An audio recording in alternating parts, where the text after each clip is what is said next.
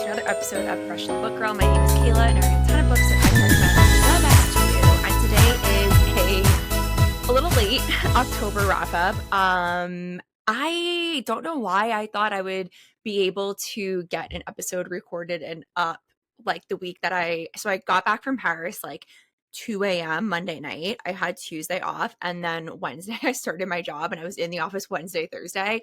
And in my head, I was like, oh, I'll just record over the weekend. But then, like, I had plans over the weekend. And besides that, I was so exhausted. So I thought I'd be able to get, like, last week's episode up. I didn't. It's here today. We're doing the October wrap up today. It is going to be not the full wrap up because I still want to do a full Paris recap episode. That will be next week. So if you aren't aware, I spent 2 weeks in Paris in October, and it was a magical, perfect, beautiful trip. It was so good. And in this week of despair, I've been like looking back at my photos and just being like, I want to go back for multiple reasons. But I am going to do a full recap episode next week. I'm going to go through like my daily itineraries. I'll talk about everything that I did, the good, the bad, the things I didn't like, just kind of like what it was like navigating the city as a solo female traveler. And then I'm going to review all the books I read in Paris on next week's episode. So it was like seven or eight books I read on my trip. So they're all Paris themed except for one, the last one, which was Emma of 83rd Street, which I was obsessed with, and I did give 5 stars. So you won't be hearing about that today. They will be on next week's episode. Also, very quickly, our November book club pick is Here One Moment by Lane Moriarty. I didn't do a full kind of explanation of why I chose it when I announced it because it was on the episode where I was with Kate Stamen London, who is the author of Fang Fiction, our October pick. If you haven't listened to that yet, highly recommend. I love her. I love chatting with her. I love her books. It was a really fun interview, but I decided to choose this book because I used to be I loved The Husband's Secret. I loved Big Little Lies. And then Nine Perfect Strangers just completely lost me. And I stopped reading Lane Moriarty after that. I think I've read one more from her backlist. I can't remember which one. And I was not going to read Here One Moment because I was just like, I think she's not for me. But I was at a book event and someone was telling me about it. And they were like, had the same experience that I did with the author, and they were like, it is so good. So I figured it would be a good book club pick. I'm actually probably going to start it tonight, and I'm going to do like what I did for Realm Breaker. If you didn't listen to that episode, I'm going to be recording voice memos as I read it, and then I'll just put them all together, and that'll be the episode. I think it's a really fun way to like literally get my live reactions to everything. But okay, in the room of my mood and my demeanor on this episode, this has been a really weird week, and I feel like I am gonna cry right now. If you voted for the person who won, there's no point coming to the comments and saying something mean to me because I literally do not care. I kind of am not that comfortable speaking too publicly anymore because of what I'm really worried about is about to happen to this country. I hope I am wrong, but if you have been feeling scared and anxious and in despair this week, I am with you. I actually did something on my phone. There's like this thing you could do where it's kind of like do not disturb, but for all of your apps. And I literally had it so that I couldn't even click onto social media because I needed to really protect my peace in a way. Like I'm still so informed, but I just like looking at everything on social media, I don't even have to explain what it is. I'm sure you guys know, is just really scary. And I'm scared and I'm anxious and I can't believe I'm going to cry right now, but I'm so disappointed. And I don't know. I hope that we're all wrong about what the next 4 years are going to be and the worst doesn't happen, but I'm trying to like kind of mentally prepare myself, and I don't even know what I'm trying to say because I've just been feeling so dejected in the last week after election day, and I had a feeling this was going to happen, but it's just still so shocking to see it, and it was shocking by how much, and just these comments, and it's just so disheartening. And yeah, so all of that to say, my mood, I'm not like really in a great mood right now to be honest with you, but reading is political. the books that I love to read, the books that you guys love to read if you're listening to this podcast, are political. And a lot of them are on the banned list if Project 2025 happens. So this is, I felt like I wanted to address how I'm feeling, how I feel like most of you guys are probably feeling. Once again, if you're not feeling this way, do not even bother coming to gloat. Like, just fuck off. But I am very big on finding silver linings and finding pockets of joy. And I don't think there's a silver lining to be found in this, but I think that we can focus on things that bring us joy, and that feels like resistance to me. So reading brings me joy and happiness. And I hope that, look, I just talked about it for like 2 minutes, but I'm not gonna talk about it anymore. I need to focus on some other things. I felt like I've had like a weight on my chest. Like I've just been feeling so anxious, and books and reading and talking about books and gushing about books is something that makes me happy. So I hope that you can tune into the rest of this episode and just be distracted for a little bit. And the fight continues. We will not go back. And yeah, so without further ado, it is time for my October wrap up. And I didn't count. Because like I said, my brain's just in a weird place. I didn't count how many books I'm gonna be talking about. And actually, something I pride myself on is that I can like look at a book that I've read like even years ago and like remember everything that it's about. And I'm looking at some of these books that I read this month, and the memory isn't as well. I'm not remembering them as well as I usually do. It's the trauma that we're all collectively living through. But anyway, let's do it. October wrap up. The first book that I read was Truly Madly Magically by Hazel Beck. I spoke about this a little bit a few weeks ago when I did the kind of like Halloween Town for Adults episode, all these like fun Halloween themed romance reads. So this is the third book in the Witch Lore series. The first one is Big Town or Small Town Big Magic, I think, something like that. I think I did talk about all of this on that episode, but this is my favorite book in the series. It is the third. I really liked the first one. The second one kind of lost me. Really liked this one and what they introduced for the next one.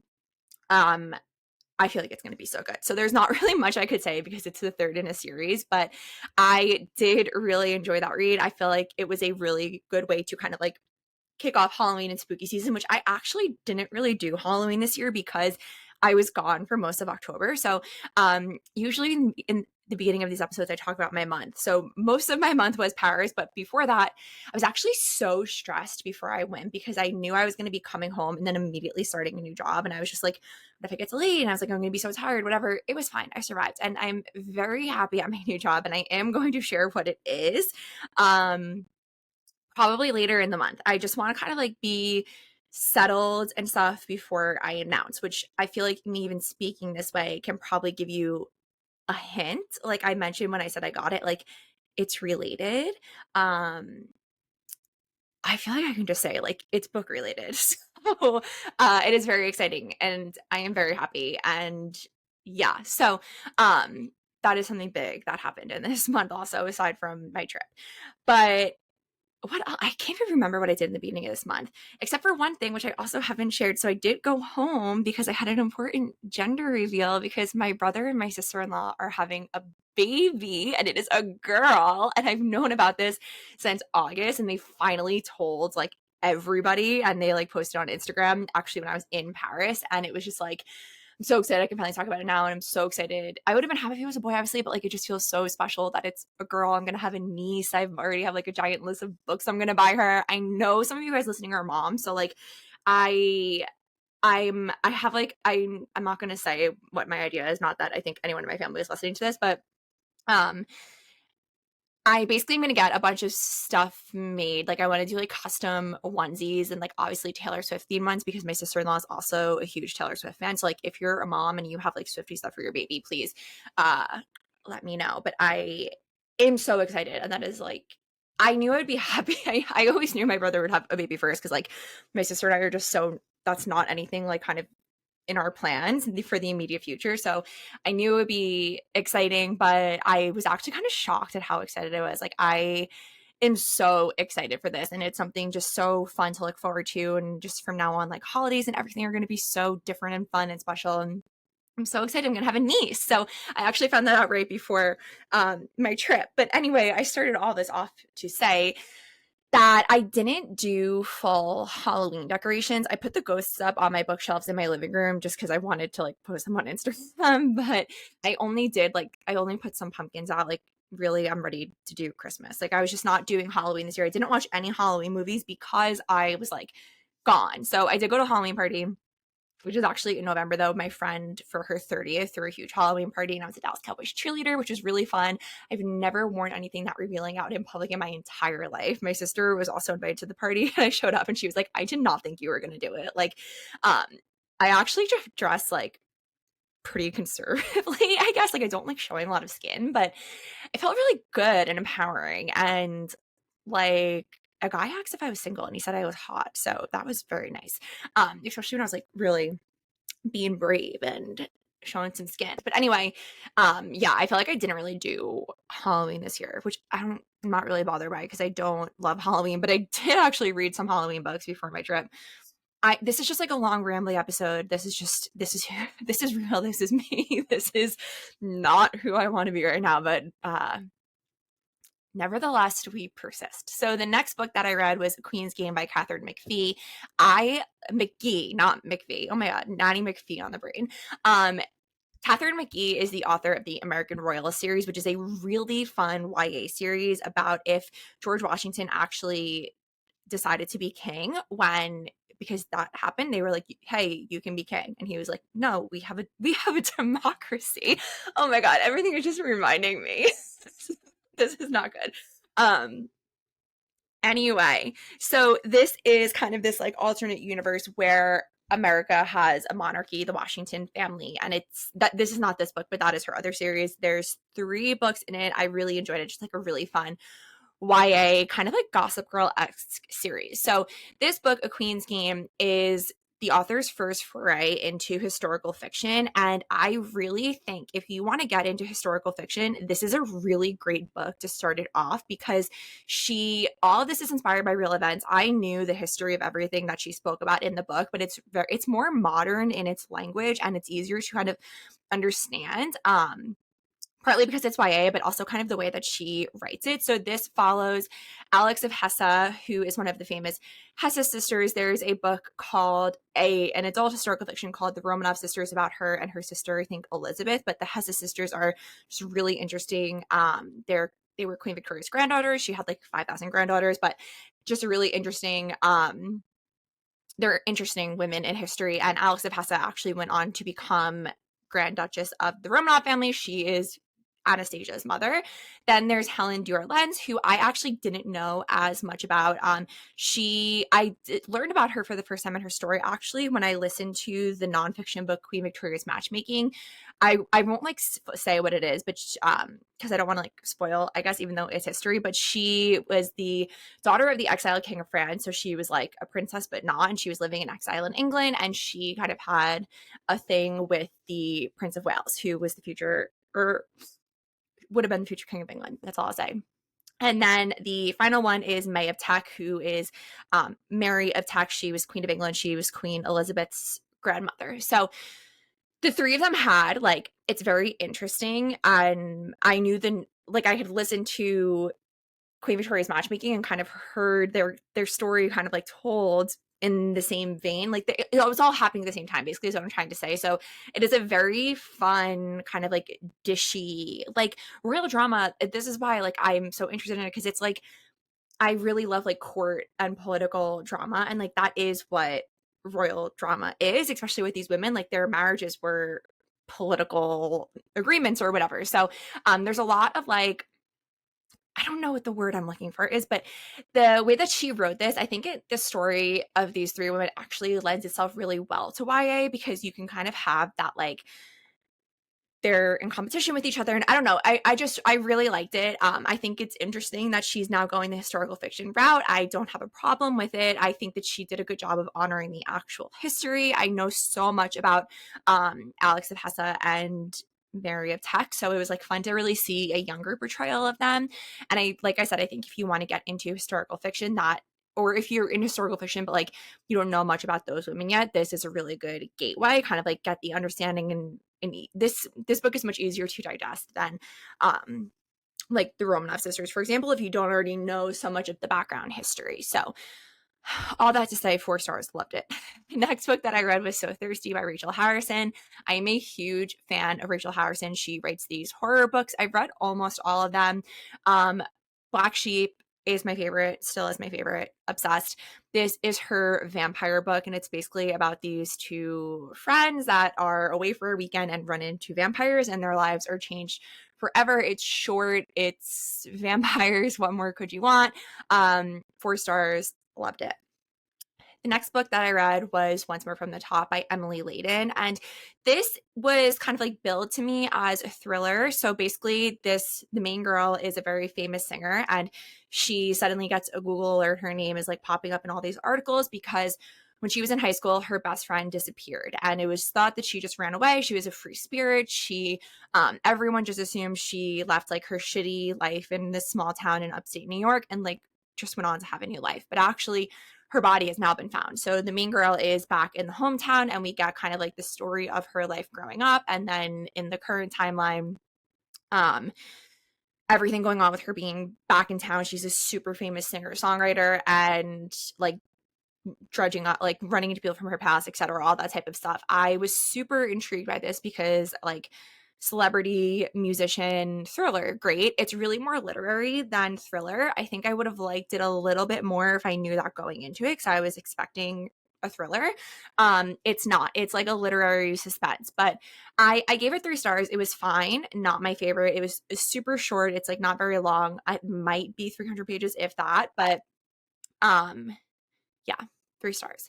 The next book I read was Phantasma by Kayla Smith. I gave this 4 stars. I did cover this on that same kind of like romance, Halloween romance episode, so I won't go fully into it, but this is basically like if Caraval took place in a haunted house. And I actually the other day did something I did last year for the first time, and I did it early this year. So for 2024, I made a list in my phone of it was like called 2024 new books, literally. And I like broke it out by month and would like have it so you could like check something off. And just so I was like keeping a record of the books that I wanted. And if once I got it, once I like bought it or it was sent to me or whatever, I would check it off. So, and what I'm doing is, fun fact further, there's only a few books on there that I didn't acquire throughout the year. But also like I got so many of those from Libby too. But there are a few books that my library just doesn't have on Libby and I just didn't buy, and I'm gonna ask for those books for Christmas. So if you want to do that for 2025, I actually the other day made my 2025 list, and I put there's a second book to Phantasma coming out, I think kind of early next year, that I'm excited about. And I like did not realize there are so many good books coming out in 2025. Like through I think July, like each month I have like 7 books, like just so many that I'm so excited about. And I add books to that list constantly as I'm seeing things on Bookstagram, just like announcements are made. So 2025 is going to be a good reading year, if nothing else. The next book that I read was The Lost Story by Meg Schaefer. I gave this 4 stars. She is the author of The Wishing Game, which was a 5-star read for me. It sits on my favorite shelf. I really loved this book. It is a fairy tale for adults. So basically, like 15 years ago, these two teenage boys went missing in the woods of West Virginia, and they were gone for like a year or something. And they came back to like this couple stumbled upon them in the woods, and they were healthy, and they were actually like healthier. Like they had been growing, they grew like muscle, and they couldn't tell anyone anything about where they were. So then at the same time, it's years later, one of them is kind of just like a recluse, he lives in a cabin. The other one is a very famous kind of like cold case investigator, like he basically like finds missing girls. And then at the same time, we meet our main girl. I obviously forgot her name, and she found out that she always knew she was adopted, and she, after her adopted mother dies, does like a 23andMe type thing, and she finds out that she has an older sister who went missing in those same woods. So she finds the guy who is the investigator, and they go on this adventure that I don't want to spoil, but it is magical and it is beautiful. And if you are looking for escapism right now, this is the perfect book for it. I just really loved it. I thought it was so beautiful. really special. I gave that 4 stars. The next book I read is This Spells Love by Kate Robb. I gave this 3 stars. This was fine. It's basically about a girl. She goes through a breakup, and her sister and her grandma, I think, or her aunt, like they're like, let's do a spell, kind of like an Etsy witch. And she basically ends up waking up in an alternate universe where she has never met her boyfriend, and she starts like having a thing for her guy best friend, but it's an alternate universe, so it's not the exact same. And it's kind of like, it's obviously a romance, but it's also kind of about like the grass isn't always greener type vibe. It was fine, like wasn't obsessed with it. The next book I read was Like Mother, Like Daughter by Kimberly McWright. I did not like this. I gave it 2 stars. I barely remember what it was about, actually.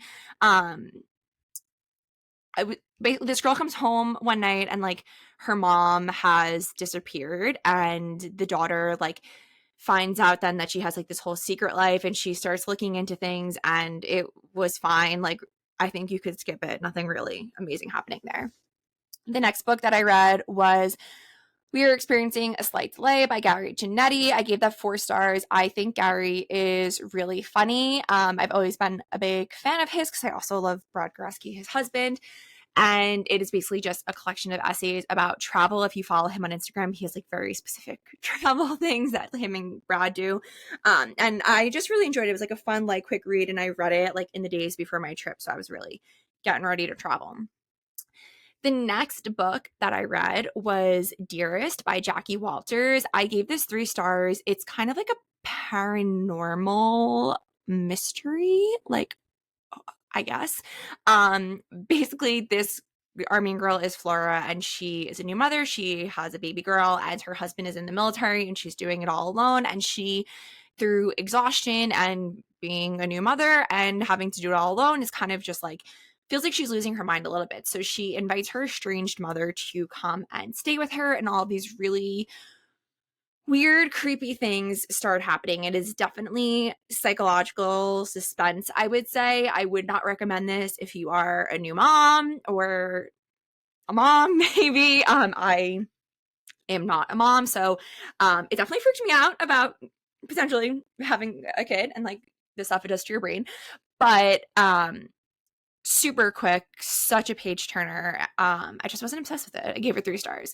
So next we go into the books that I read in Paris, and I guess just for sake of kind of like having mentioning all the books I read this month, I'll tell you the books I read in Paris and my rating, but on next week's episode I will be reviewing them. So the first Paris book that I read was The Paris Gown by Christine Wells. I gave that 3 stars. Then I read Days of Splendor, Days of Sorrow, which is the second book in a 3-book historical fiction series about Marie Antoinette. I gave that one 4 stars. I actually read the first one right before my first trip to Paris in 2021, and it is kind of crazy that that series, they're the only historical fiction books about Marie Antoinette. Like, that's crazy. The next book I read was The Modern Fairies by Claire Pollard. I gave that 4 stars. Then I read Ribbons of Scarlet by like a million historical fiction authors. Let me pull up the full list. But it's Kate Quinn, Stephanie Dray, Laura Comey, Eliza Knight, Stephanie Pernot, Heather Webb, and Alison Pataki writes the forward. So dream team of historical fiction authors. It is a historical fiction novel about the French Revolution. I learned so much. I gave that one 5 stars. Then I read The Paris Network by Siobhan Curran, gave that one 3 stars. Mademoiselle Eiffel by Amy Runyon, gave that one 3 stars. There's a bit of a theme going forward. Then I read The Paris Showroom by Julia Blackwell. I gave that one 3 stars. And then I read The Queen of Paris, a novel of Coco Chanel by Pamela Binnings, gave that one 3 stars. Then I read Confessions of Marie Antoinette, the third in that series by Juliet Gray. I gave that one 3 stars. And then I read Emma of 83rd Street by Audrey Balaza, and I gave that one 5 stars. So then my October audiobook, I listened to Paradise Now, The Extraordinary Life of Karl Lagerfeld by William Middleton. I gave this one 4 stars. I knew a lot about Karl. I actually bought the physical copy of this book at the Met gift shop when their fashion exhibit was Chanel. Obviously, I had a very Chanel themed month. I will talk about this next week, but I bought my absolute dream bag. I've been dreaming since I was 12 about buying a Chanel bag, specifically in Paris, specifically at the 31 Rue Cambon store, and I did it. And it is just like when I say dreaming, like literally daydreaming, like can't fall asleep. Let me just like imagine what it's going to be like the day that I buy myself this Chanel bag. So like to actually have that moment happen was just so cool and so special. And I, like aesthetics and fashion wise, like I'm a huge fan of Chanel, just I always have been. And Carl obviously is a huge part of that. So I really enjoyed learning more about him. Everything I kind of knew about him has been through other people's memoirs. Like he pops up a lot in me Andre Leon Talley memoir, The Chiffon Diaries, I think it's called. Highly recommend. In the book on Anna Wintour I read, he pops up a lot, and just from like following fashion since I was 12, like I just felt like I knew a lot about him. So it was really fun to listen to it, especially in Paris. I didn't realize I was staying nearby to where he lived. So that was just fun to hear mentions of it. And it was fun to learn about him. Then I read The Star and the Strange Moon by Constance Sayers. And oh no, I read one more this month. So, okay, Constance Sayers writes these kind of like paranormal, historical, kind of like super, super unique novels. I mention A Witch in Time all of the time. When I was on the podcast Books in the City, someone on that podcast reviewed that book, and the rest of us were like, oh my God, we need to read that. And so many listeners were like, oh my God, I need to read that. If you're someone who read A Witch in Time along with us on Books in the City, that was like our first moment of feeling like we were really like influencing people to read books that we loved. It was like a very cool, organic, like one person read it, then we all read it, and then all the listeners read it. And it was so cool. And I really loved that book. Her next one is called Something with a Circus, which is about like a demonic circus. This one is so hard to explain. So basically, in the 60s, I think, our main girl is an actress, and it's actually so crazy because she's not French. Her mom is French, but like she's American, and she goes to Paris because her career is kind of like on the flop, and she gets this role in this kind of like art house French film, and she goes to Paris to meet the director, and she's staying there before she goes to the French chateau where the movie is going to be filmed. But when she is in Paris, she was staying on the block that I stayed on, and I started this on the plane when I was leaving, and it was just so cool to like picture it, and like so weirdly serendipitous. But yeah, so she like goes to film this film, and she disappears. Like literally they're filming, and 1 second she's in frame and the next she is just gone. It becomes this very famous cold case. Then there is a second timeline. This young boy, I obviously forgot his name. Actually, I want to say the main girl's name was Gemma. I don't know, don't quote me on that. But he is, when we first meet him, he's like 10 years old. His mom is an addict. They move around a lot whenever she gets like singing jobs in clubs, and they're surviving, and he is like the adult in the situation, and it is very sad, but they're surviving. And then one day they go to this hotel, and they're like walking down the hallway to their room, and it's like all famous film stars. So it's like Audrey Hepburn, Marilyn Monroe, and then our girl, let's just keep calling her Gemma.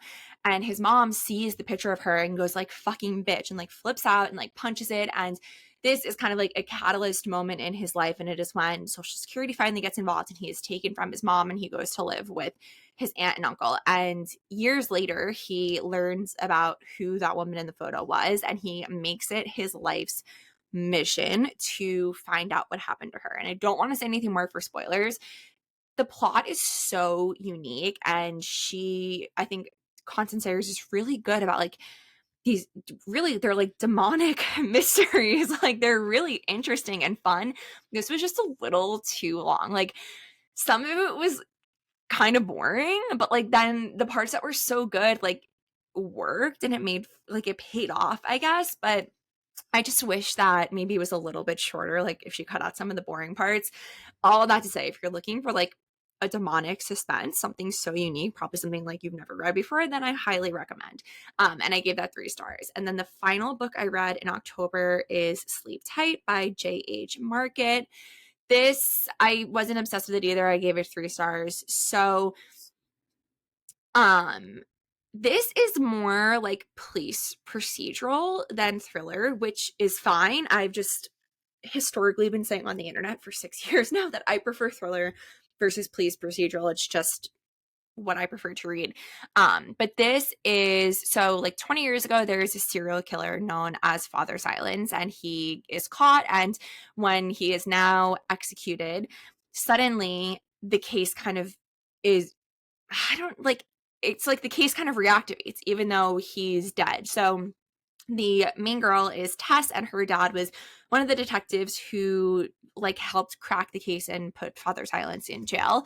And suddenly her daughter's in danger, her family's in danger, and it seems like the case isn't really closed, even though the main perpetrator is dead. So, like I said, 3 stars. There are some good twists. Just like, I think if it was written more as a thriller, it needed to be like a little bit faster pace, basically, for me. All of that to say that it needed to be a little bit faster. So that is our show. I know I didn't go through all of the October books, but like I said, next week I'm going to go through all the Paris ones. I'm planning on, like I said earlier, just going through my itinerary and just talking to you about everything that I did. But if you have specific questions, specific things you want me to talk about my Paris trip and my few days in London, definitely DM me or email, and I'm happy to talk about it. I'm really excited. It's kind of like do a deep dive back through that trip because, like I said, it was just so good. And I am off now. I'm literally recording this on Sunday, and you're going to hear it in less than 24 hours. But I'm about to go have myself a day. I need to stop sitting in my apartment and wallowing. So I'm going to go to Central Park. I'm going to have a long walk. I'm going to read my book. I'm reading Wild Eyes by Elsie Silver. I feel like I just need a cowboy romance right now to distract me from the world. And I'm going to get a coffee. And then I think I'm going to buy myself a new pair of boots. Right? I feel like I deserve it this week. Thank you so much for listening. Oh, wait, something I want to say really quickly because it's happening like live right now.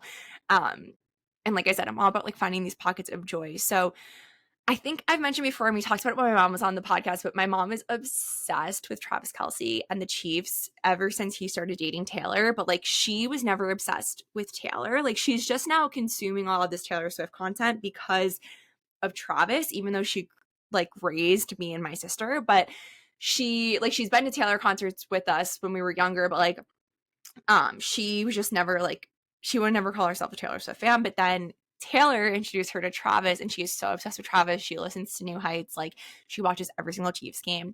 And it is so funny because her best friend had the same exact experience. She also has 2 daughters that have always been obsessed with Taylor, and she just now it's the same exact thing. It's so hard to explain, but they both found Travis through Taylor and are now becoming fans of Taylor through Travis, if that makes sense. But they're just both obsessed. And her daughter lives in Kansas City. And right now, this weekend, right now, as I'm talking, my mom is literally at the Chiefs game. My siblings and I flew her out there for this weekend as an early Christmas present. And she's texting us like all in caps, "I'm so happy." And she's like, as Travis would say, the stadium is electric. And Taylor is there. She can see her box. So hoping she sends me some pics of Taylor, although I already saw on the internet that I actually like Taylor's outfit tonight.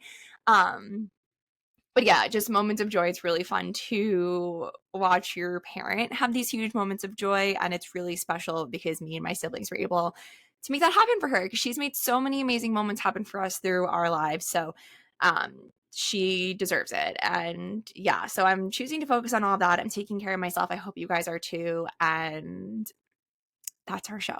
Please make sure you're following, subscribe, whatever you have to do on whatever podcast platform you are listening on. Follow me on Instagram at Kira. Follow the show at Professional Book Girl. Leave a rating and review. And our book club pick is Here One Moment by Lane Moriarty. That episode will be out on Monday, November 25th. Thank you so much for listening. I will see you next week.